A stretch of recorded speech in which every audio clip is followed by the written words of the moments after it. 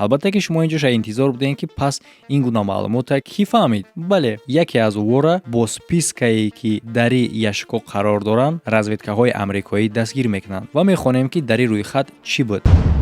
ссилкае ки дар комментарияи видео закри печидагия, шумо ба ин ссилка метавонед бигзарен дар сайт регистратсия кунед ва бинед ки ҷангу ё ин ки бозии кадом дастада хуб бештар тамошо мекунед ва метавонед угадат карда ки кадом ҷангувар бозингар дар бою бозии пешистодааш ғолиб мешавад. шумо метавонед дар бурди ӯ пул кор кунед ва фаромӯш накунед ки дар вақти полни регистратсия карданатон дар депозити аввал метавонед ба промокоди канал бонус ба даст биёред. ссилка барои регистратсия кардан ва промокод барои бонус ба даст овардан дар комментария закри печидагия. албатта ки баъд ягон теорияра пешниҳод кардан бояд ки аз ақибию фактам боша. ҳастай фактш бародаро зиқ нашин. иш маълумае ки зуд баъди нақшаи Маршалл аз Испания ба Амрико ҳамчун залог барои кредит дарёи тилло равона мешавад. ҳоло шумо мегӯед ки хай чӣ аз Испания ба амрико рафтку, лекин не бародаро, ҳамун дарёи тиллое ки аз кирпичҳои тиллоӣ иборат буд мерафт, ҳар як кирпичҳо маркировкаи Рейхсбанк дошт. биё бигӣ. якумин лидери натсистӣ ки оғоз мекунад барои пинҳон кардани запасҳои худаш и Герман Геринг буд. аллакай 3 январи соли 1945 ӯ аз Берлин баромада ба Керинхалли меравад. миқдори зиёди посбонҳо аз шумораи сарбозони Люфтваффе дарбори ӯра нигоҳдорӣ мекарданд ки дар дохили дарбор ӯ бойгарие ки дар натиҷаи ҷанг ба даст оварда шудагиай нигоҳдорӣ мекард. дар ин ҷай миқдори зиёди бойгарии ҷаҳонӣ ки хишникҳои натсистҳо аз тамоми Европа дизидагӣ буданд қарор дошт. тилло, картинаҳо, муҷассамаҳо ва коллексияҳои камчини бриллиант. дар давоми чанд рӯз ӯ ҳамаи бойгарира ҷидо мекунад, аз ҳама чизҳои қиматбаҳоша фармон метад ки махсус қитъиҳода ҷойгир кунанд ва тавассути 30 грузовик зери назорати посбонҳо ба тарафи Берстерсгаден мераванд. бойгарира аз грузовикҳо холӣ карда дар як шахтаи Блисспринген пинҳон мекунанд. тақдири баъдии бойгарии Беринген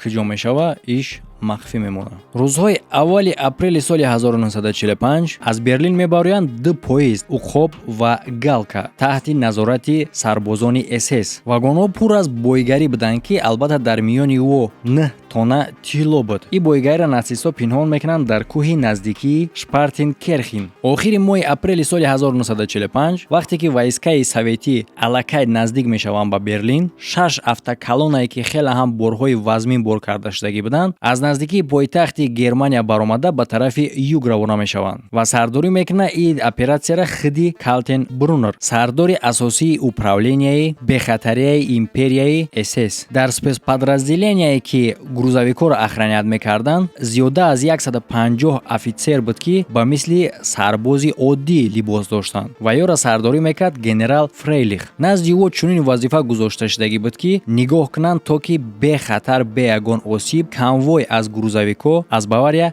ба Австрия бигзаранд. ба он нигоҳ накарда ки ба раҳе ки маршрути ин грузовикҳо мегзашт таҳти назорати войскаи олмонӣ қарор дошт, ҳар як мошин бо танк охраният мешуд. 3 майи соли 1945 мошинҳо бо махсус борҳои махфӣ ба районҳои дурдасти Австрия ва Бавария мерасанд ва худи конвоя пешвоз мегирад шахсан худи Оттаскарсени. баъде ки автоколонна дар ҷои лозима мераса, маълум мешавад ки шахтаҳои партофташударо ки ҳамчун тайник бояд истифода мекарданд, успед накарданд ки пурра дохили ӯра барои нигоҳ доштани чунин бор омода кунанд. баъдан Калтенбруннер ба хулосае меояд ки миқдори зиёди ин борҳоро дар дарёи Топлец ғарқ кунанд. муҳимии ин обанбор барои ӯ дар чӣ буд ки ҳамчун дарё и чиқрай, яъне ки баъзе ҷоҳош чиқриш ба 120 метр мерасад. дар миёни соли 1942 ва 45 дар ин дарё лабораторияи махфии ҷангии баҳрӣ вуҷуд дошт.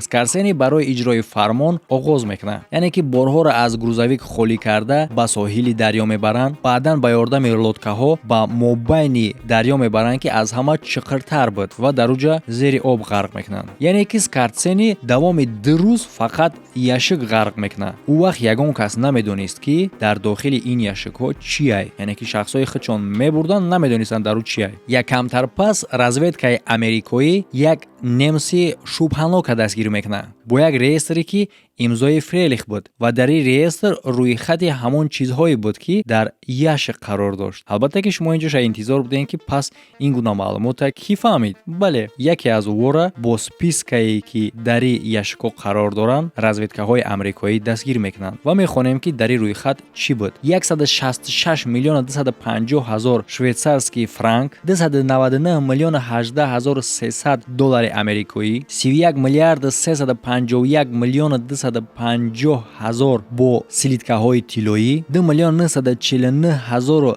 100 бо бриллиант, 93 миллиона 450 ҳазор маблағ ба тавассути коллексияи маркаҳо ва ашёҳои искусства ва 5 миллиона 425 ҳазори дигар ба тавассути маводи мухаддир. дар ин списка чӣ хеле ки шумо аллакай фаҳмиден, 4 чизе ки дар охир омадагиай ба кадом валюта шифроват карда шудагиай то ҳоло ҳеҷ кас намедонад. барои оддӣ кардан ки ма чира гуфтест, мисол мегирем американский доллара, шумо фаҳмиден ки хай ҳама қадар миқдор пул ба тавассути американский доллара, лекин дар инҷа гуфтая ки 31 миллиард 351 миллион 250 ҳазор бо тилло, лекин ин қадар миқдор маблағ ба кадом валютае иш маълум нест. бриллиантҳошам маълум нест ки ба кадом валютае, коллексияҳои искусствам ва маводи мухаддирам ба кадом валюта, яъне ки 5 миллион 425 ҳазор ба тавассути маводи мухаддир, 5 миллион ба кадом валюта то ҳоло ин маълум нест. ба марк, фунт, доллар, франк маълум нест. албатта чизое ки айни замон мо гуфтем барои бисёриҳо хеле ҳам бовар карданаш қинае, лекин бародаро ин гапҳо ҳавоӣ нестае. баъди ба поён расидани ҷанг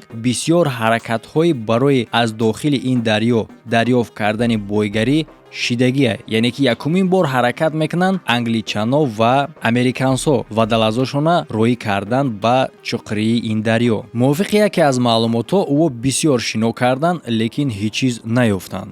мувофиқи баъзе маълумотҳо дарҳол ҷустуҷӯра манъ карданд баъди марги яке аз вадалазҳо, яъне ки касе дар дохили чуқрӣ шланги кислороди ӯра мебарад. аъзои отряди ҷустуҷӯкунанда бо номи крести сиёҳ чунин мегӯянд дар бораи ин ҷо. ин дарё чуқрии диққабата дорад. дар чуқрии 4-5 метр дар дохили ӯ ҷазираҳои зеризаминӣ шино мекунанд. ӯ иборатанд аз чӯбҳое ки на боло мебароянд, на поён мефароянд.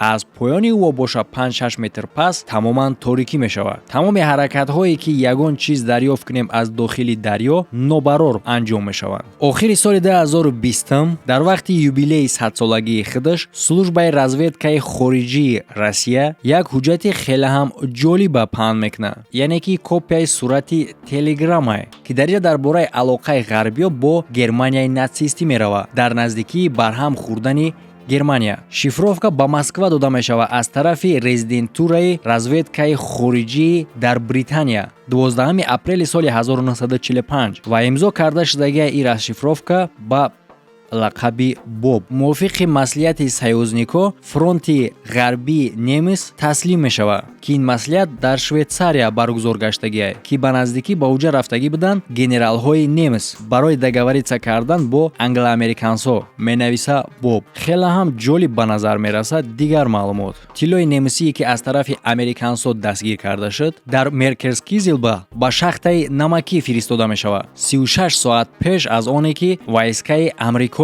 ба уҷа мерасанд. дар ин шахта қарор дошт зиёда аз 8000 ғиштҳои тиллоӣ, 55 қутии тиллои обкардагӣ ва дигар бойгарӣ. ин шахта таҳти назорати махсус дастаи немусҳо қарор дошт ки американсо хабар меёбанд дар бораи қарор доштани ҷои тилло. бойгарӣ ба американсо супорида мешавад аз тарафи витсе-директори Рейхсбанк. ба яке аз маълумотҳо махсус командироват шудагиай аз Берлин барои гузарондани ҳамин амалиёт. ин чӣ гуна тиллоҳо буд ва барои чӣ натсистҳо ба хулосае омаданд ки ба противники худшон овора буданд? чӣ алоқа дошт Третий рейх ба финанс ва политикаи америкоӣ ва бритониёӣ? яъне ки расшифровкаи ин телеграм ҳамира мефаҳмонад ки маслиҳати пинҳонӣ кардагиай рейхи сеюм бо англичану американсо ва тиллоҳо дар дасти американсоанд. лекин дар инҷа гап ба миён меояд, оё ин телеграм то кадом андоза ҳақиқат дорад? фикрҳои худтонро дар комментария бинависед.